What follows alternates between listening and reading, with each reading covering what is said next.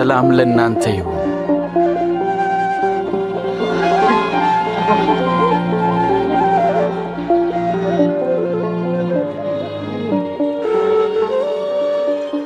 ለምን ትፈራላችሁ?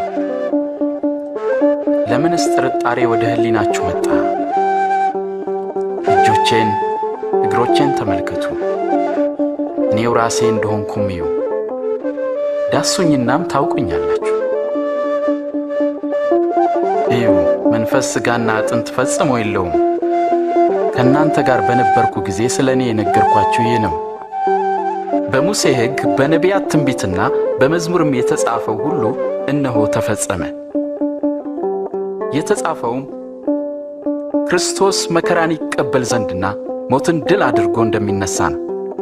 በእርሱ ስምም ንስሐና የኃጢአት ስርየት የወንጌል መልእክት ከኢየሩሳሌም ጀምሮ ለአሕዛብ ይሰበካል።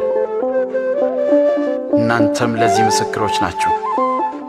እነሆም አባቴ የሰጠውን ተስፋን ይልክላችኋለሁ። ኃይልም እስክትቀበሉ እናንተ በኢየሩሳሌም ከተማ ውስጥ ቆዩ።